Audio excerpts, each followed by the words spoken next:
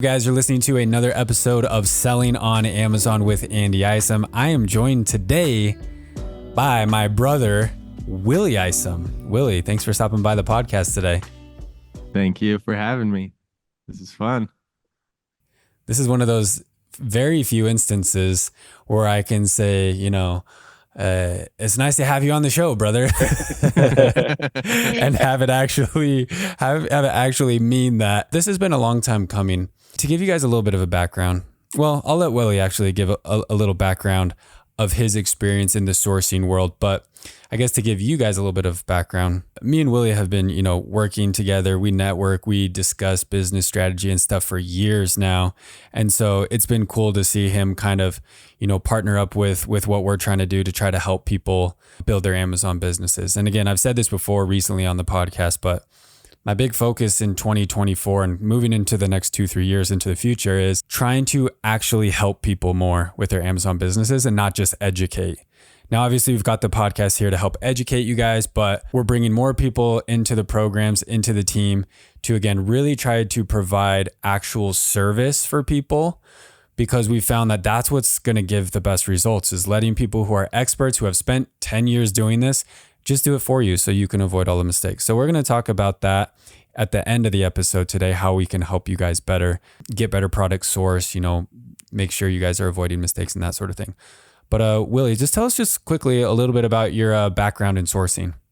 Yeah, so I have been running an orthodontic supply company for the past going on 8 years now. Went into it very new. My brother-in-law, he speaks Mandarin, has a background in sourcing. So that's where I've learned a lot of this from and got to see what that looks like.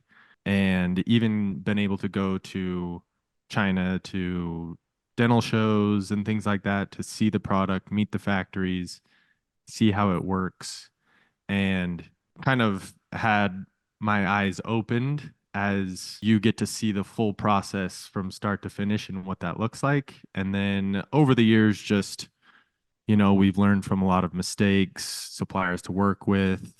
We've dealt with COVID and that whole mess, factories shut down, changing products, trying to keep things going. So yeah, sourcing has been a huge part of what we do as a company for the past 8 years. And it's been great to learn from him, and over time, just working with our factories that we use as part of our business and learning from them in the process. Experience, guys, is the best teacher. I mean, you can read books about any topic, really. Like, I'm just thinking about, I went to business school, so I got a degree in business management. I took classes in supply chain. I took classes in marketing, entrepreneurship, a bunch of classes, right? Where they teach you all the nitty gritty about stuff. But once you actually do it, it is very different in many cases. And you learn a lot better by actually doing. So Willie, for you, like being actually in the weeds, actually going to China, that's huge. That's still something that I'm trying to do. One of these years, I'll get over there. But that's super valuable experience, a lot more valuable than reading about what factories and suppliers are like over in China, but actually getting there on the ground. And then just, like you mentioned, interacting with suppliers, dealing with, bad suppliers, good suppliers, being able to just kind of see all the pros and cons of different elements of a global supply chain. That's super valuable experience. So again, that's kind of a big reason why Willie and Ting, his partner, are helping us in the Jaguar program with our high level students, because again, like you can't really replace experience. And so for a lot of us who are doing this for the first time, there's a lot of mistakes that can be made, right? There's a lot of things we can do wrong. And I know it's scary sourcing from overseas, especially if you're sourcing from China. It's probably one of the most frequent concerns, doubts that I have from listeners and followers of mine is, yeah, it's fun to come up with product ideas, and anyone can go use Jungle Scout and be like, oh my gosh, look at what I could sell on Amazon and make money. But as soon as they get to that point where it's like, ooh, I got to find a supplier on Alibaba, that's when things start to get sketchy, because people are like, I don't know how to do shipping. I don't know how to do taxes. Where's my product going to go? And like, are the suppliers going to steal my ideas? And like, all the doubts and fears start flooding through. So I want to spend a little bit of time today. Walk us through, Willie, if you were going through this journey of, creating an e-commerce product, right? Amazon, but it really could be any e-commerce product. And you're going to Alibaba to look for a factory. Maybe walk us through kind of how that process looks for you.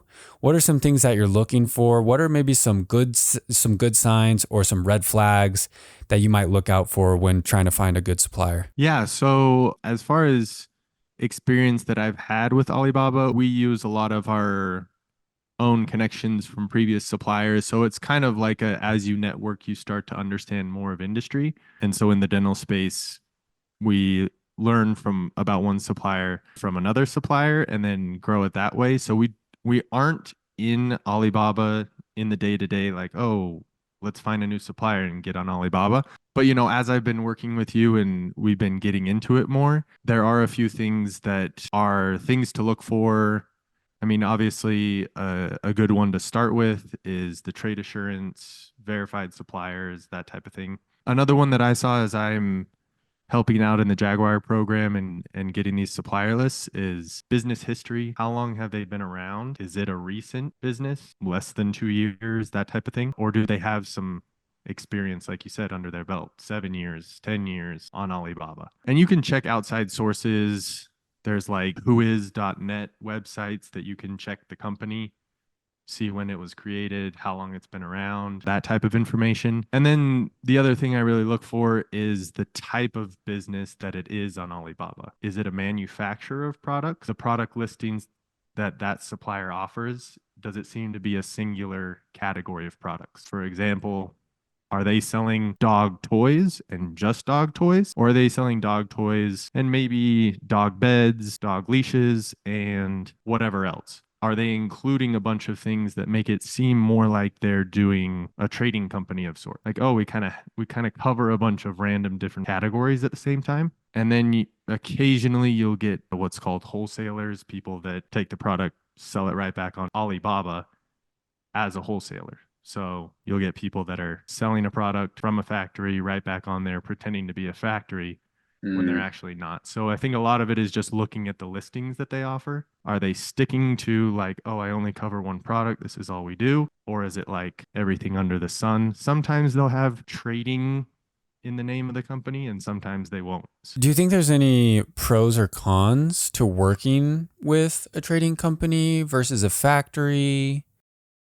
Yeah, so like a direct manufacturer of the product, you'll typically get a cheaper price. You may not get as good of quality in the communication with that supplier just because they're not used to working with people overseas as much. As far as like smaller businesses, yeah, they may be working overseas, but they're more like, oh, I work with a larger corporation and we sell that product directly to that person overseas. Where with a trading company, you may get people that the communication is a bit better, they speak English a bit better, your communication is more reliable, and the pricing may be a little bit higher, but that's the trade-off there. Pricing a little bit higher, better communication, you feel more comfortable with them compared to pricing a little bit cheaper. Communication could be rough in the beginning until you figure out kind of the best forms of communication with them. That's good insight. We've worked with trading companies, we've worked with manufacturers, and I'm like in every part of the process with my own brand. So like actual suppliers that we use consistently, and we have multiple suppliers now as we develop new product lines and other materials, right? Not just textile, but rope and silicone and all sorts of stuff. And yeah, I would agree that I think you'll likely see a little bit higher prices with the trading company, which makes total sense, guys, because like in reality, a trading company is probably working with multiple different factories in a niche, in a category, in a market like dogs. So like, yeah, they're a trading company maybe for dog stuff and they have leashes and collars and bowls and toys and all sorts of different factories in their network that they work with. And then they, work directly front end with the customer. But like you said, you'll probably get a little better customer experience with a trading company. For that reason is the purpose of a trading company. They're not manufacturing goods. So their business is built on being able to communicate and sell goods, as kind of like a middleman, right? So yeah, you'll likely get better communication. I think in some cases you might actually get better minimum order quantities. Although again, the cost might be a little bit higher, But a trading company might be willing to say, oh yeah, we'll do a run of 100 for you. Versus if you go direct to a factory, the factory's like, no, we ain't shutting down for 100 units for you. So again, there's pros and cons to all of them. So I don't want to like tell anyone, and I think you would agree, like completely ignore trading companies or completely ignore factories. I think it's worth it to reach out to all of them. And especially, right, if you're looking at what options are available to you and see who kind of works from there. Now, all those you highlighted a bunch of key points, and those are all the same key points that I teach my students, right? Trade assurance, verified, that kind of stuff. But the real magic happens once you actually start conversations. So there's a lot of like subtlety in clues of like, hey, how legit are these people once the conversation starts? First of all, just a question for you, and this question that I get: how would you recommend contacting suppliers? Like, are you just Alibaba chat or like WhatsApp, email? Like, what would you suggest? I would say, since most of the time your students are on Alibaba looking for suppliers, that's one of the most reliable websites out there as far as verified suppliers overseas. You're on there. It's a secure place for you to start that communication. It doesn't have to start and end there, and your constant communication have to be on there. You can definitely take that to WeChat or email. I would say that you're going to get quicker responses off of something like chatting with them in Alibaba or on WeChat compared to an email back and forth is going to be slow. And if you get too wordy in your responses, you may ask 4 questions and then get an answer to one. Have to ask 3 questions, get an answer to one. It's more like a simple conversation than you want to start out building a relationship as you begin and getting an idea of how they respond, how much detail they're giving, and that'll kind of determine how comfortable you feel with them. If they're giving you like a, yeah, okay, you're like, okay, they don't have a lot of detail in like, hey, what are your shipping costs? What's your MOQs? What options do you have for customization? And they're like, yes, we have customization. You're like, okay, can you elaborate a little bit on that? Like, what does that mean? So. Yeah. And what I would recommend too, guys, is go on Google wherever you live. Because, you know, we got listeners all over the place. So go on Google wherever you live and look up time in China right now. And if you Google that, it will tell you what the time is in China. I'm not sure what city will pop up, but something will pop up, or put a city, but Hong Kong, I don't know, somewhere in China. Go on to Alibaba if you're going to, you know, initiate a chat through Alibaba chat, which we do all the time. Again, it's reliable, secure. I think it's a great place to start. Go on at their working hours. So shoot for maybe like 9 a.m., 8 or 9 a.m. China time. If that's midnight for you, great. Like, you're going to pull a late night one of these nights as you start to do some outreach. You will get so much further in one night if you will stay up or wake up early wherever you live, right? And do some back and forth with suppliers on their workday than if you like try to message them at 3 p.m. Eastern time while they're dead asleep. And then they message you back at midnight, but you're not looking at your messages or email because you're watching Netflix. And then the next day, you know what I'm saying? So a 2-week conversation can literally happen, guys, in 20 minutes if you will meet them at their workday. So that is a huge hack. And the other thing that, you know, kind of going off what you were saying, Willie, is this is a mistake I see all the time people making, and it frustrates people. And I get why. They're like, okay, I'm going to be super efficient. So I'm going to just bullet point out my 10 questions that I need to ask them. And I'm going to send them this big, hi, my name is Andy Isom. I'm the director of sourcing for Remy and Rue, blah, blah, blah, blah, blah. Here's a bunch of questions, please. And it's all this wordy, like they're pitching to the executive of, you know, Lululemon. It's like, no, like English is like, think about how hard it would be for you to learn Chinese. That's how hard it is for them to learn English. So you got to dumb it down as much as possible. But also, like Willie said, if you give them this huge laundry list of stuff, they're going to give short answers because first of all, they probably don't understand half of it. Second of all, they can't type it. If you meet them at their time zone and just lead with, pretend you're texting back and forth. You wouldn't text someone a huge thing. You would text them one question. When they answer, you text them the next one. Just do that and just have a dialogue. And you'll be shocked, guys. They will respond very quickly. Most of them do. If they're legit, you'll get a response like, I'm not kidding, within 5 minutes. And then once they see you're online, they will be right there with you. Boom. It's like you're texting your friends. So do that. You'll get so much further in the conversation with suppliers if you spend an hour doing that late at night. So As you're messaging suppliers, Willie, what are some like good signs? I think there's some obvious ones. Like we'll just get those out of the way quickly. Like they respond quickly, their English is good. Okay, great. But let's assume, yeah, they're responding fast and they speak good English. What are some other signs that you're looking for? Maybe some answers that you might be looking for from a supplier to know how legitimate they are? Or again, what are maybe some red flags where you're like, I don't feel super confident in this supplier? If you have the details of what you want out of a product and you provide that to the supplier, they're not understanding those customization requirements. That may be somewhat of a red flag of you like, they're not fully understanding what I'm wanting. Like if you're asking, okay, hey, I need, this cut into this dimension and this dimension, I need it made out of this material.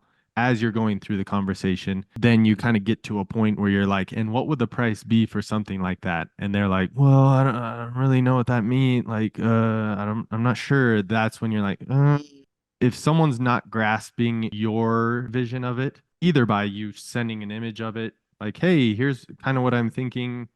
I see that you have this. These are some other things that I'm looking at. Pull an image off of Amazon of a comparable product. Hey, this is what I'm looking at, so that they can get an idea of what you're wanting out of something. And if they're not quite grasping it, then that may be a bit of a red flag. Things that are, I guess, green flags for me would be people that are quick to lay out like a quotation. Like, yeah, sure, let me get the quote over. What was that again? Oh, you wanted this? Yep, sounds good. And they're willing to work with you on either MOQs, customization, packaging, and things like that, then that's where I feel more comfortable with somebody. But yeah, I think it's a lot of kind of slowly building up a relationship with them as you have that conversation. And like you said, that can happen in 20 minutes. So what you could do over a 2-week period, you could start to have a good dialogue within a couple of days with them. Something else that came to my mind, I'm just thinking about now, experiences of contacting suppliers for our own brand and products. Because I've messaged tons of suppliers. Now we have a handful that we actually use, but I've messaged dozens of suppliers for different product ideas and lines and things. And another good signal of a supplier that I like and that I feel good working with is a supplier that makes suggestions for your product idea. Because you'll see this, you'll message suppliers. I've done this before. I'll message suppliers and I'll send them a photo, a drawing, mock-up, right, of the product and say, hey, this is what I'm looking for. We want it this. We want it to be this size. We want it to be this material, all the details, right? Going back and forth. And they're just like, yep, okay, yep, okay, yep, okay, yep, okay. They just like are a yes man to everything you say. But there's other suppliers that you'll message where you'll say that and you'll say, I want this. It's made of this material. It's this size, da, da, da, da, da. And they'll actually respond to you with good suggestions. Like they'll say, hey, just a heads up, if you're going to make it that size or of that material, it's going to cost this amount. But if you made it 3 inches smaller, the way our machining, the way the process works, it would save you $3, $4, whatever cost per unit. Or hey, like let's say a textile, like you're messaging a supplier and you're like, I want it to be this textile blend. Like let's say I want it 95% cotton, 5% polyester.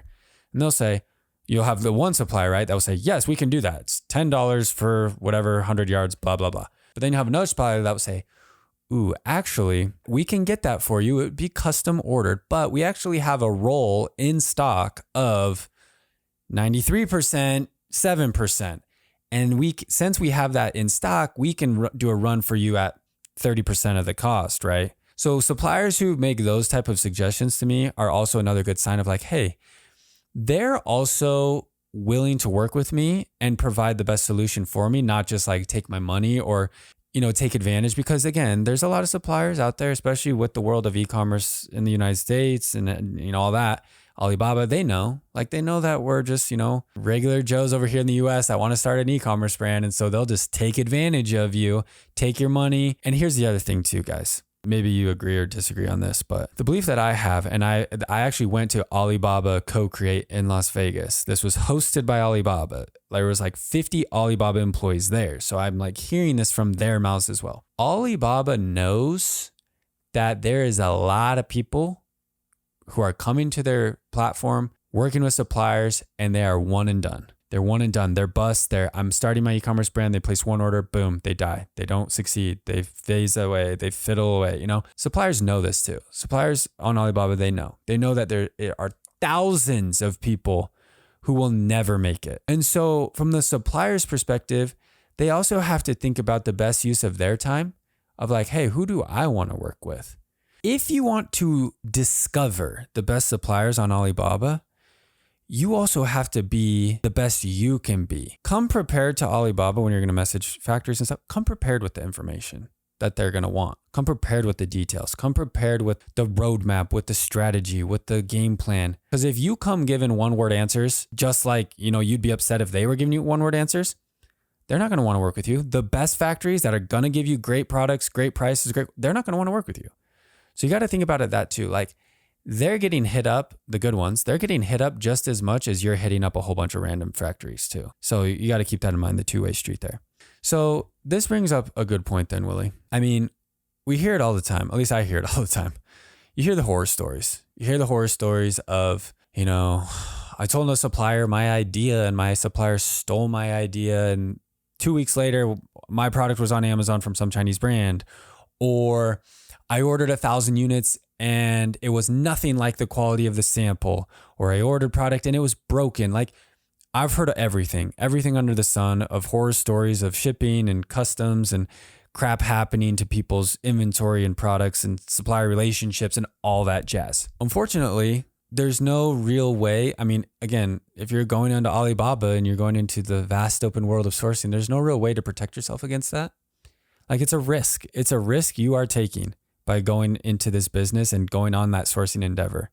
And since we've seen so many people struggle with this, I shouldn't say so many people. I don't want to make it sound like, oh, all of our students or all of our listeners struggle with this. No, it's like, it's a small percentage, but it happens. It could happen to you. I've had it happen to my best friends. This is why we've tried to, add premium level service to our programs, right? With what we're doing here to try to avoid all those things. So tell us a little bit about the premium sourcing program that we're now implementing in our Jaguar program, and tell us maybe why that might be a smarter move for people in the long term than trying to go at this by themselves. Yeah. So just to answer a bit on the, IP, intellectual property, and signing NDAs type stuff with, your idea being stolen and things like that. We've been in the same boat. We've done that. I've walked through the mall in my hometown, walked through the mall and seen the product at one of those booths that you're like, oh, they're selling squishy toys. We had designed a squishy toy. It was sitting on the shelf at the booth in the mall. And I called up my brother-in-law. I was like, do you see this? Within a week, we saw 3 sellers on Amazon, and we had to report to them. And so, yeah, like you said, it's part of the business. It's gonna happen. I think in your discussions with the supplier, it's finding out if they themselves are selling on Amazon. Hey, do you guys sell directly on Amazon yourself? Before you get into, hey, I'm wanting to start an Amazon business, ask them a few questions to the supplier, like, hey, where do you guys export? What countries do you export to? And what marketplaces do you sell your own product on, if they do? For the most part, like you said, the suppliers are like, oh, we're dealing with these one-off people. Why am I going to bother with somebody's design of a product that they think is revolutionary, where you're just another person with a one-off order that is going to come and go? To answer your question, as far as the premium sourcing program, we want to offer something that provides people with a reliable sourcing network where we can guarantee, better communication, and then also offer things like, oh, we can, get an NDA signed from the supplier so that you feel more comfortable sharing that idea with them. And that way, if you feel like something's revolutionary, then you have that bit of protection. But like we all know, China's 7,000 miles away, different culture, different country, different set of laws. You, as you're starting your business, are you really wanting to spend the time and effort and money into trying to take them to court in international court over your idea that they maybe start selling? That comes with the territory of online sales and overseas manufacturing. But yeah, to to be positive about it, we have amazing suppliers that we've worked with over the years. Amazing. Where when we showed up to China, they're taking us to dinner every night. It's like we meet them in person and we're now best friends, communicating even more now that we're back in the States. And so there is a huge positive and upside to working with suppliers overseas and building those relationships and being able to grow with them as well. And like you said, rely on their expertise in the industry. If there's someone that knows silicone products, ask them some questions, get some feedback from them. And over the years, you may find that you guys collaborate together and come up with a product together as another product rather than having to just design stuff on your own by yourself. Collaborate with these suppliers. They want to be just as innovative as you do in the space. So 100%. We actually just had that happen recently with our supplier. So a supplier that we've worked with, again, for about 5 years now, we've grown tremendously with them, obviously with our brand. So we have a great relationship, a great trust. They send us a Christmas gift every year, handwritten notes. I'm guessing it's key. They will, it was a fan actually, like a traditional Chinese Yep. wall decor On a fan. mount, you just hold it up. You don't ever, you don't fan it. It just sits on it. Yeah. But they'll actually send us free samples. We don't even order them. They'll just message us and say, hey, we came up with a new product. Why don't you guys take a look at it? And they'll literally mail us, and it's like a water bottle, but it's like a never before seen concept. And so, yeah, they're coming up with products too, but they want to work with us. Instead of them like saying, I'm going to go sell this on Amazon, they're like, hey, let's work with Remy and Rue and have them sell it on Amazon. So it's more of a partnership, not like we're trying to knock you guys off and steal your ideas. So yeah, there's a lot of great factories out there, guys. But again, like one of the challenges is finding them, and then also feeling good and comfortable working with them, comfortable about, the quality control aspect, right? Or confident about what if my product is broken? Are you going to have insurance coverage? So those are some other benefits that we include in our premium sourcing program within our Jaguar program is, guys, we can handle all this for you. So instead of you having to message back and forth with, Chinese suppliers, you just message directly with our team. And then we, work with our network of suppliers. We've got suppliers off of Alibaba that we can work with and connect with. This includes insurance. So if there's issues with your order, it's insured. It includes quality control. So we can make sure that your products are, up to quality standard, not broken, all that kind of stuff before it, leaves the country. So these are all added benefits that come with, the premium sourcing service that we're including in our Jaguar program now. And we've already had a couple kind of beta tests, I guess you could say, with some Jaguar students, and we're already seeing some awesome results. So I would just say this, guys. If you are someone who prefers to kind of do things right, I guess, the first time and not try to just figure stuff out by yourself, I would strongly recommend looking into our programs. Particularly, we're talking about the Jaguar program because that's what includes most of our done for you services, where we're helping you source products. We're handling the logistics for you, so you don't got to worry about organizing that. Handling your product photography, your PPC setup, all these awesome included benefits. But also, guys, you're getting the consultation throughout the whole process. So you're able to talk to me, you're able to talk to Willie, you're able to talk to our other coaches, you're able to talk to anyone on our Jaguar team to get consultation on your ideas and, hey, I would try this or do this differently. So you've got a team around you who has years of experience doing this at the highest levels to ensure that you do this right the first time. That's really the whole point. We don't want people getting into e-commerce and Amazon and sourcing for the first time and wasting thousands and thousands of dollars and years of time when we could have just done it right the first time. So if you guys are interested in that, there's information on my website, but you can also just always reach out to us, and we're happy to hop on a free call to talk more about it and make sure that it's a good fit for you guys. Willie, thanks again, man, for taking the time to hop on the episode today. Again, we've got a lot of cool things working in the background for you guys to, again, provide more services to help you in your sourcing efforts. Willie, leave us with maybe one last piece of advice. If you could just give one tip, someone's like, hey, I'm starting my sourcing in China. What's one thing that you would tell them? I would probably say sample before you bulk order. Don't just think that because the pictures look good, because the pictures that are on there on Alibaba are ones to catch your eye as a seller and draw you in And if you're wanting something specific, get a sample, set aside funds to get a few samples from a few suppliers, feel and touch the product before you ever start throwing large order quantities, end up regretting it later because it never worked out. Sample, sample, sample. There you have it, guys. Once again, I'm Andy. You're listening to Selling on Amazon with Andy Isom. We'll see you in the next episode.